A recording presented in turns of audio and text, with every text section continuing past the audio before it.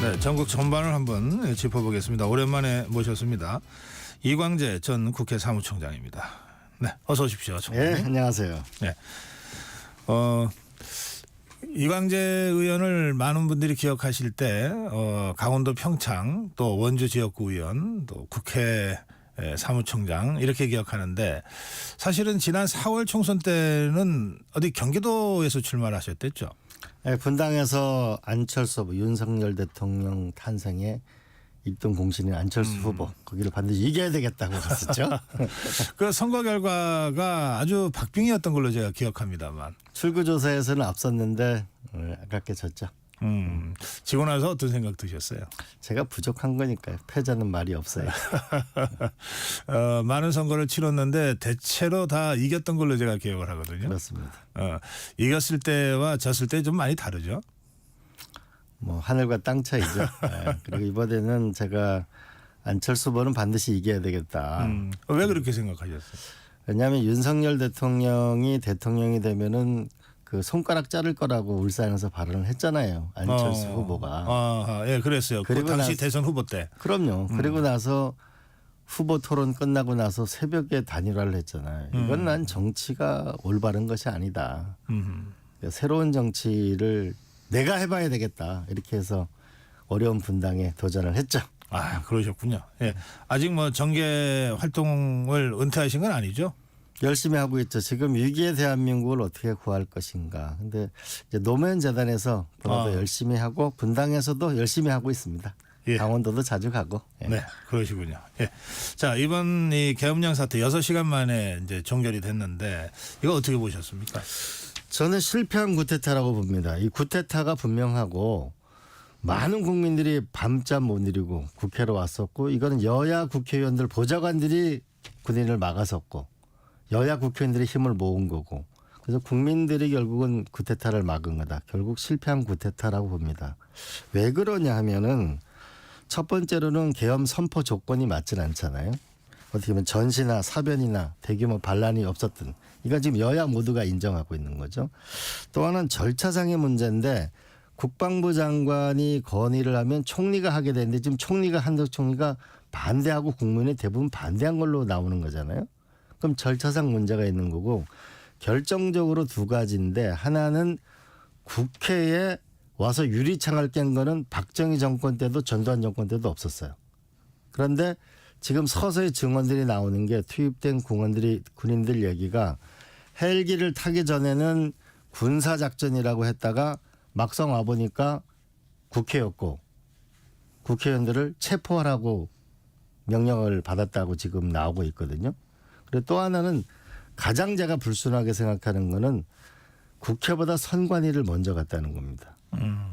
국회에는 280명이 투입됐는데 선관위에 297명이 투입된 거고 거기에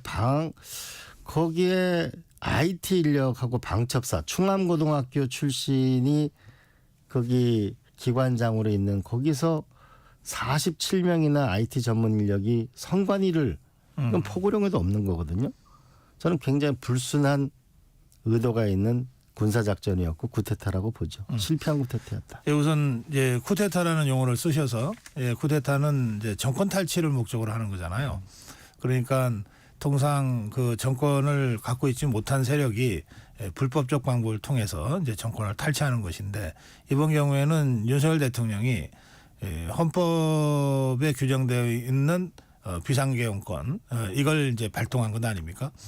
그래서 물론 여러 가지 해석이 앞으로 있을 수 있고 또 지금 말씀하신 여러 대목의 사실관계 확인을 통해서 또 어차피 지금 대검에서 내란죄에 대한 수사를 직접 하겠다고까지 했기 때문에 그렇습니다. 우리가 좀 지켜봐야 될 부분은 있습니다만 그런 점에서 통상적으로 우리가 사용하는 쿠데타와는 이번 이 사태가 조금 다른 측면이 있다. 사실상 내란이라고 봐야죠. 네. 하여튼 이제 그런 의견이 있을 수 있다는 점만 그렇습니다. 말씀드릴게요. 그런 면에서 저는 빠른 시일 내에 어쨌든 우리가 검찰에서 내란 수사하겠다고 발표했고 그다음에 국수본하고 검찰에서 김영현 국방부 장관을 출국 금지시킨 건 매우 잘한 거다.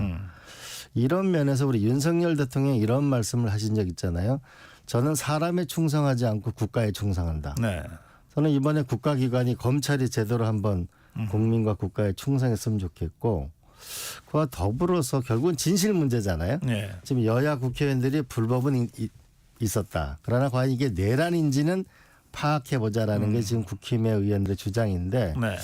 이를 위해서 저는 그 특별검사뿐만 아니라 국정조사도 해봐야 된다. 그렇게 해서 진실을 분명하게 밝히고 다시는 우리가 이런 그 계엄이라는 거 정말 제3세계에서 일어날 만한 일들이 상상도 하지 못하도록 빨리 진실이 밝혀졌으면 좋겠습니다. 예. 총장님 말씀 중에 그 선관위에 더 많은 병력이 더 일찍 투입됐다. 그리고 IT 전문가들이 대거 포함이 됐다. 이런 말씀하셨는데 예. 그게 훨씬 더 불순하다 이런 말씀하셨어요. 근데 그걸 어떻게 해석합니까? 왜 그랬다고 생각하십니까? 지금 계엄 포고 후에 딱 두 군데에서 군사 그 계엄군 투입이 있었는데 한 군데가 국회고 한 군데가 선관이란 말이죠. 한 군데 국회는 결국은 사실은 이거를 계엄을 해제할 수 있는 그 판단할 수 있는 걸 줘야 되는데 그걸 막으려고 군을 투입한 거잖아요. 네. 이건 명백한 불법이고 선관위는 저도 굉장히 너무 의아해스러웠어요. 왜 이랬을까라고 보니까 그 사이에 바로 전에는 윤석열 대통령이 공주 가가지고 저 고향 가서 우리 아버님 얘기하고 저를 믿죠 그랬거든요. 근데 돌변해서 그 계엄을 선포했거든요. 그럼 그 사이에 어떤 변경 사유가 있었는가라고 하면 하나는 명태균 씨가 자기가 황금폰이 이거를 자기는 특검을 요구한다는 얘기가 나왔거든요. 그러면 선관위에 여보면 여론조사실을 주로 집중적으로 정보 분석실을 타겟으로 했거든요. 그러면 뭔가 명태균 씨와 관련돼 있는 선관위의 조사 같은 것이 여론 조작 부분이 무엇이 있는 것인지 아니면 정말로 총선 자체가 괴담으로 떠도는 부정선거 의혹. 부정선거. 그런데 이게 계엄하고 할 일은 아니잖아요. 그게 만약 범죄가 포착되면 검찰로 수사하면 될 일이지. 그걸 계엄을 선포해서 선관위 포고령 우리가 계엄 포고령에도 없는 선관위에 국회보다 많은 의원이 그리고 국회보다 먼저 선관위에 계엄령이 갔다는 거는 저는 정말 불순하다고 생각해요. 그래서 일각에서 그 대목 관련해서 이게 이제 그 핵심 증거라고 추정되는 선관위 서버나 이거를 압수수색하려면 영장이 나와야 되는데 그게 굉장히 어려웠고 또 힘들 거라고 하는 판단하에 영장 없이 압수수색하고 수사할 수 있는 계엄령을 발동하고 선관위를 진입시켰다 이런 식의 해석이 나오고 있어요. 그런데 지금 현재 이 집권당이잖아요. 집권당의 정보와 증거가 명확하면 그리고 삼권 분립 국가잖아요. 그리고 법원의 영장을 받아서 하는 게 타당한 것이죠. 그리고 집권당이 그 정도 일을 합리적인 의심이 있고 그 증거가 있기 때문에 그런 걸 하는 거 아닙니까? 더구나 계엄군을 투입할 정도의 확신이 있다면 그럼 대한민국 법원이 발부를 안 해줄 이유가 없죠. 예. 자, 이 부분 관련해서 아까 이제 앞으로 그 많은 의혹이 있고 또 사실관계 확인이 필요한 대목들이 있고 또 그런 것들이 다 확인되고 나서 정치권이 뭘 주장하는 경우는 없잖아요. 일단 이제 주장을 하잖아요. 이제 심정을 갖고. 그런데 이 탄핵이라고 하는 건 구체적인 법률적 위반 사유가 있을 때 진행되는 것이 또 이제 합리적인데 그러면 조금 성급했던 것 아니냐. 지금 당장 내일 탄핵 의결을 하는데 주로 이번 계엄령 발동과 관련된 내란죄가 그 탄핵 사유로 제일 주요하게 적시돼 있거든요. 근데 아직 상당히 많은 부분들 사실 확인이 되지 않은 상태입니다. 총장님 말씀하신 대로 필요하면 국정조사도 하고 뭐 여러 가지 또 이제 검찰 수사도 기다려보고 그 과정에서 구체적인 어떤 이 범죄 혐의들이 확인이 되고 이게 적시가 되고 탄핵으로 가는 것과 일단 탄핵 절차를 출발시키는 건 조금 다를 수 있는데 그 점은 어떻게 생각하세요? 근데 지금은 과거 우리가 노무현 대통령 같은 경우에는 선거 때 발언 잘못한 걸로 탄핵이 됐잖아요. 그랬죠. 최순실 국정농단 같은 경우도 사실은 그게 중대 범죄라고 볼 수 있지만은 돈의 액수로 보나 그런 우리 국정농단으로 탄핵을 했거든요. 근데 지금은 이번 계엄 봤을 때 전 국민이 밤을 지샜잖아요. 어떤 전방부대에 보면 지금 유서를 써놓고 나가라는 그런 장면의 얘기도 있고 그때 대한민국에 1,400원 넘는 IMF 이후에 경제 자체가 출렁거렸잖아요. 그리고 이런 걸 하게 되면 미군에다가 병사 이동에 대해서 외교 관계도 망쳐놨고 이거는 도저히 과거의 최순실의 국정농단하고는 상상할 수 없는 일이기 때문에 난 전 국민이 심의적으로 이미 다 판단을 했다고 봅니다. 그래서 한편으로는 이 조사와 더불어서 저는 탄핵이라는 이 기관을 피할 수 없을 거라고 저는 봐요. 네. 자, 내일 그 탄핵 소추안 표결이 있습니다. 어떻게 예상하세요? 글쎄 지금 국민의힘 의원 안에서도 지금 마음이 반반인 분들이 꽤 있으세요. 저도 만나보면. 네. 이거는 있을 수 없는 일이라고 생각하는 거죠. 그리고 우리가 진짜 서울에 보면 영화를 봤던 그 장면들이 우리한테 영화가 현실이 돼서 나타나는 거에 대한 엄청난 분노. 그다음에 또 하나는 추경호 원내대표가 몇 차례에 걸쳐 가지고 본회의장에 오지 못하게 됐던 거에 대한 불만은 굉장히 많은 것 같아요. 네. 결국은 국민들의 마음이 어떻게 움직이느냐가 중요한 것 같은데요. 이때 저는 많은 국민들이 국민의힘한테 전화해 주시기 바랍니다. 이 당일날 어떤 면에서는 이재명 대표보다는 한동훈 대표의 메시지가 먼저 나왔잖아요. 맡겠다고 이 비상계엄 맡겠다. 네, 그러니까 지금 우리 총장님 설명하신 대로 국민의힘 내부에 그런 기류가 있는 건 사실이죠. 예. 그런데 그것하고 탄핵하고는 다르지 않냐라고 하는 생각도 또 국민의힘 의원들 다수가 하는 것 같습니다. 그렇습니다. 그리고 그래서 한동훈 대표도 비상계엄은 잘못됐지만 그렇다고 탄핵으로 가는 건 아니다. 탄핵을 막겠다. 지금 이런 입장을 지금 최종적으로 지금 발표를 했거든요. 그리고 비상호총의 분위기도 오히려 더 탄핵에 관해서는 단일 대우로 확실하게 저지하자. 하여튼 현재까지 이렇습니다.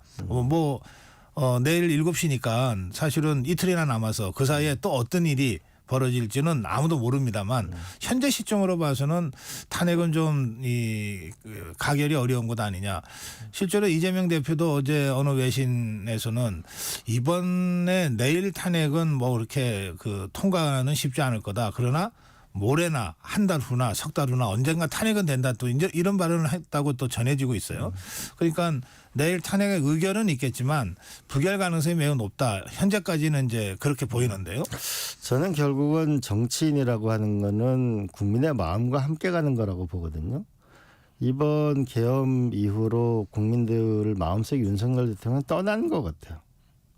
그건 한 80% 가까이가 탄핵해야 된다고 하는 그 마음속에 국회의원들은 판단이 있죠. 그다음에 한동훈 대표가 이게 불법이라고 얘기하지 않고 반헌법적이라고 했거든요. 헌법을 위반한 거거든요. 최순실 사건 때는 법률을 위반한 거거든요. 그런 면에서 저는 이건 탄핵 사유가 명백하다. 그리고 또 하나는 군인들의 증언 자체가 처음에는 국회에 전두환 때도 없었던 유리창을 깨고 온 걸 국회의원을 체포라고 하는 지금 증언들이 나오고 있고 그럼 거짓말이잖아요. 그다음에 선관위 같은 거는 이거는 국가의 질서하고는 아무 상관없는 거거든요. 그런 면에서 저는 이미 국민들의 마음은 탄핵 열차를 탔다. 사실 저는 탄핵이 되지 않기를 바랬어요.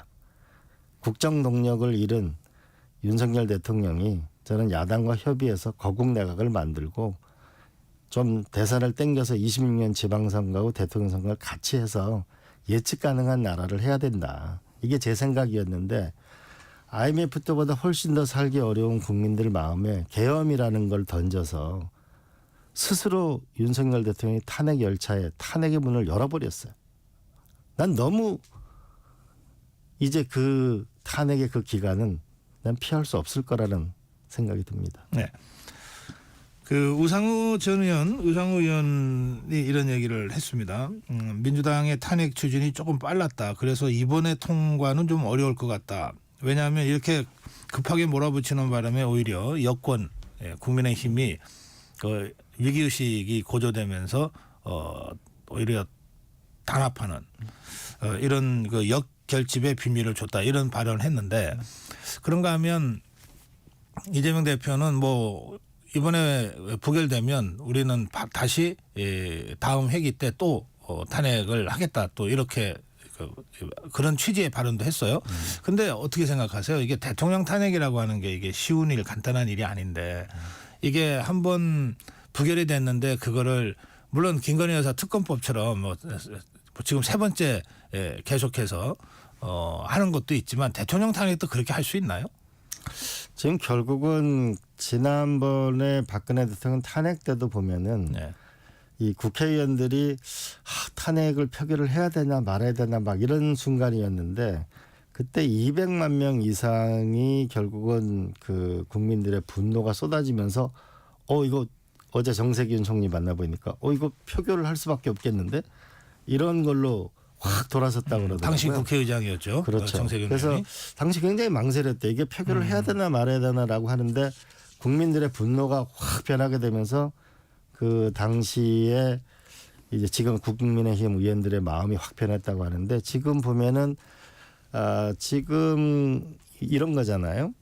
그 법률 위반인데 내란은 아니다. 국회는 우리가 완전히 막으려면 막을 수 있었다라고 하지만 병사들의 증언을 보게 되면 탈 때 헬기를 탈 때는 군사작전이라고 했다가 막상 내려가니까 국회의원들을 체포하라고 받았다.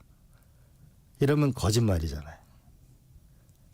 이러면 거짓말이 자꾸 드러나고 거기 참석했던 경찰들하고 군인들의 증언이 지금 쏟아지고 있거든요.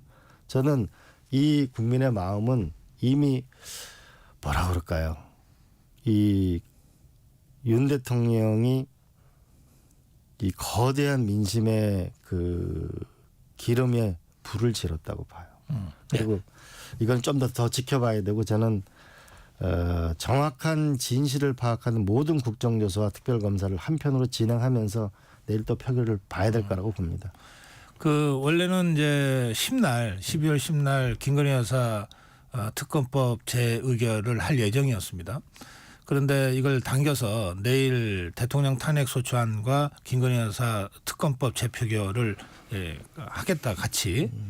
이게 이제 더불어민주당 쪽에서 나오는 설명은 요 재적 3분의 2와 출석 3분의 2의 그 표결의 차이 때문에 국민의힘이 아예 본회의를 보이콧해서 탄핵안을 이탈 없이 부결시키는 것을 막기 위한 일종의 묘수다 이렇게 보도가 되더라고요. 근데 뭐 묘수인지 아니면 악수인지는 이제 내일 지켜봐야 되겠습니다만 이런 더불어민주당의 전략에 대해서는 어떻게 평가하십니까? 그래서 뭐 그건 뭐 구체적으로는 모르겠는데요. 전 마음 아픈 게 사실은 김건희 여사 특별검사를 받아들이는 거, 그다음에 의대 정원을 굳이 2,000명 하지 않고 한 500명에서 타협을 봤으면 전국이 여기까지 가지 않거든요. 그 국민이 원하는 부분 쪽으로 갔으면 했는데 그 반대로 계엄을 해놓은 이런 상태에서는 저는 김건희 여사 특검법을 피할 수 있을까요? 참 너무 안타깝게 생각합니다. 네, 이광주 총장님 그 노무현 정부 때 벌써 한 20년 전이네요. 국정상황실장을 그렇죠. 오래 하셨잖아요. 그러니까 네. 대통령실에서는 이 국정 전반이 다 보이죠. 그러죠. 네. 그리고 여기에 단순히 여러 정책들을 모아놓는 게 아니라 이 정책들을 다 합쳐서 이것을 정무적이고 전략적으로 판단하게 되는 거 아니에요. 그렇습니다. 네. 그 점에서 지금 윤석열 정부의 이 대통령실 뭐 결국 대통령실이 그런 최종적인 판단을 하게 되는데 어떻게 평가하세요? 저는 그 요번에 보면은 많은 국무위원들이 대통령한테 계엄을 하면 안 된다고 했는데도 불구하고 하신 거 아니에요. 그러니까 대통령이 일단 말을 안 듣는 거예요. 그다음에 두 번째로는 최고 엘리트가 아닌 거죠. 현재 인사가 만사라고 그러잖아요. 우리 김영삼 대통령이 하신 말씀인데 아니 여야를 떠나서 대한민국 최고를 써야 국가 시스템이 작동이 되는데 비서실에 그렇죠. 실장이야. 근데 보시기에 우리나라 지금 현재 장관 중에 이름 기억나는 사람이 있어요? 우리 비서실 중에서 그래 그 분야의 외교안보의 최고다 이런 사람이 있어요? 결국 그것이 이미 한 번 큰 워닝이 있었던 것이 우리 엑스포예요. 전 세계 인사와 1년 동안 전 세계 돈을 써가지고 갔는데 제가 평창 동계올림픽을 했었잖아요. 네. 그때 표 차이 예상이 하나밖에 차이가 없었어요. 근데 2차 투표에서 이긴다고? 그런데 어마어마한 표 차이가 났는데 그때 이미 아무 국무위원도 사표를 낸 적이 없어요. 대통령도 사과조차도 제대로 안 했어요. 이미 그때 이 국가 시스템은 근본적으로 위기에 왔다는 걸 알아야 되는데 그 뒤에 안 변한 거죠. 윤석열 대통령이 몇 번인 기회가 있었는데 기자회견 할 때마다 국민의 민심에서 멀어졌죠. 결국은 이 국가 시스템이 붕괴돼 있다고 저는 생각합니다. 예. 어제 이런 와중에 감사원장 탄핵 또 서울중앙지검장 등 검사 3명의 탄핵이 있었어요. 이제 직무 정지가 돼버렸는데 그건 어떻게 평가하세요? 저는 한편으로 아쉽게 생각하는 측면이 있습니다. 그러나 자초한 측면도 있다고 생각해요. 차제에 권력기관에 이용해서 야당을 압박하고 국가를 혼란에 빠뜨리는 이 정치 보복이 없는 나라, 그리고 권력기관이 이용해서 출세하는 것이 없는 그런 특별법을 빨리 만들어야 된다. 왜 그러냐 하면은 감사원장의 직위를 이용해서 그래서 정치적 감사라는 거잖아요. 지난 정부 때는 원전 한 사람, 이번 정부에는 신재생 에너지 한 사람. 그러니까 결국 에너지가 길을 잃잖아요. 정책 감사 제도를 빨리 없애야 되고 두 번째로는 저는 감사원 이제 국회로 아는 논의를 해야 된다고 봅니다. 그리고 감사원의 국회의관 논의는 뭐 한 수십 년간 그렇죠. 논의되어 왔던 겁니다. 특히 정책 감사를 하니까 정치 감사가 돼버렸거든요. 그러니까 지난 문재인 정부 시절에는 원전한 사람들은 다 수사받고 그래요. 이 정부 들어서 신재생 에너지는 다 수사받으니까 갈 길을 잃잖아요. 지금. 그러니까 용인 반도체 단지에 에너지를 방법을 예. 찾지 못하고 있는 거죠. 사실은 직무감찰로만 가면 정치화될 위험성이 좀 줄어드는데요. 자, 시간이 다 돼서 여기서 마무리해야 되겠네요. 어쨌든 여기서 국민들의 좀 마음을 모았으면 좋겠습니다. 예, 오늘 그 말씀 마무리 말씀을 하겠습니다. 이광재 전 국회 사무총장과 말씀 나눴습니다. 고맙습니다. 네, 고맙습니다.